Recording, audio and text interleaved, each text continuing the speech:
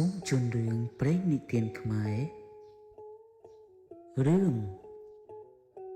ប្រវត្តិវត្តភ្នំ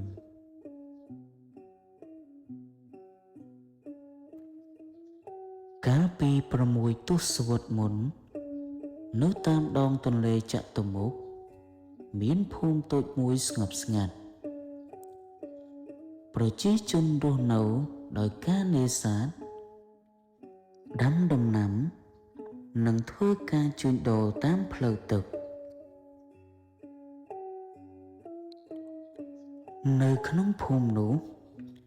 មានស្ត្រីមេម៉ាយម្នាក់ឈ្មោះយាយពេញគាត់ជាមនុស្សមានចិត្តសប្បុរសស្មោះត្រង់និងគោរពព្រះពុទ្ធសាសនាយ៉ាងខ្លាំងអ្នកភូមិគ្រប់គ្នាស្រឡាញ់និងគោរពគាត់ណាស់ថ្ងៃមួយនៅរដូវវស្សាភ្លៀងបានធ្លាក់យ៉ាងខ្លាំង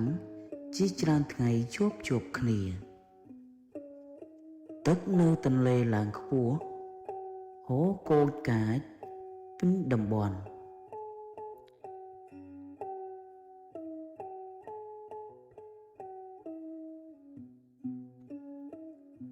នៅពេលព្រឹកមួយយាយពេញបានចេញមកមាត់ទន្លេដើម្បីពិនិត្យមើលស្ថានភាពទឹក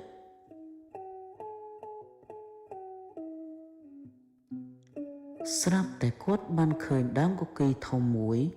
អណ្ដែតតាមទឹកហេតុអ្វីបានជាមានដើមឈើធំបែបនេះអណ្ដែតមកទីនេះយាយពេញគិតក្នុងចិត្តគាត់បានហៅអ្នកភូមិឲ្យមកជួយទាញដើមឈើនោះឡើងលើគោកបន្ទាប់ពីទាញឡើងបានហើយអ្នកភូមិបាននាំគ្នាបើកប្រហោងនៅក្នុងដើមឈើនោះគ្រប់គ្នាភ្ញាក់ផ្អើលយ៉ាងខ្លាំងនៅក្នុងដើមឈើនោះគឺមានព្រះពុទ្ធរូបចំនួន4អង្គធ្វើអំពីសំរឹទ្ធយ៉ាងស្រស់ស្អាតនិងរូបព្រះវិស្ណុមួយអង្គអ្នកភូមិនាំគ្នាលើកដៃសំពះដោយសេចក្តីជ្រះថ្លាយាយពេញបាននិយាយថានេះជាសញ្ញាដ៏វិសេសវិសាលយើងគូកសាងទីសក្ការៈមួយដើម្បីតម្កល់ព្រះពុទ្ធរូបទាំងនេះហើយអ្នកភូមិទាំងអស់ក៏បានយល់ព្រមនឹងការសំណើរបស់លោកយាយ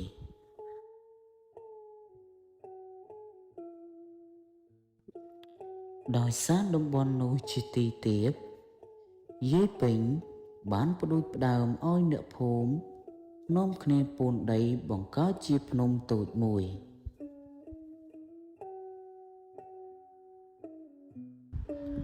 រៀងរាល់ថ្ងៃបុរសស្ត្រី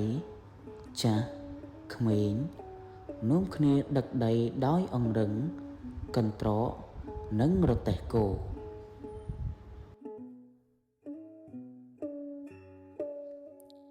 ទោះបីជាការងារលំបាកប៉ុណ្ណាក៏ដោយគ្មានអ្នកណាបោះបង់ឡើយបន្ទាប់ពីលើកដីអស់រយៈពេលជាច្រើនខែច្រើនឆ្នាំភ្នំសុបនិមិត្តមួយក៏លេចរូបរាងឡើងនៅលើកំពូលភ្នំនោះពួកគេបានសាងសង់ខ្ទមតូចមួយសម្រាប់តម្កល់ព្រះពុទ្ធរូបពេលសាងសង់រួចប្រជាជនបាននាំគ្នាប្រារព្ធពិធីយ៉ាងអធិកអធមសំឡេងសូត្រធម៌លាន់ឮពេញភូមិដំណឹងអំពីភ្នំសុបនិមិត្តនិងព្រះពុទ្ធរូបដ៏អស្ចារ្យបានល្បីសុសសាយទៅគ្រប់ទិសទីធ្វើឲ្យអ្នកដំណើរពាណិជ្ជកម្មនិងពុទ្ធបរិស័ទជាច្រើន បានមកគោរពបូជាមនុស្សជាច្រើនបានហៅទីនោះថាភ្នំរបស់យាយពេញក្រោយមកคล้ายទៅជាភ្នំពេញហើយនៅទីបំផុតបានคล้ายទៅជាភ្នំពេញដែលជាឈ្មោះរាជធានីដ៏សំខាន់របស់ប្រទេសកម្ពុជា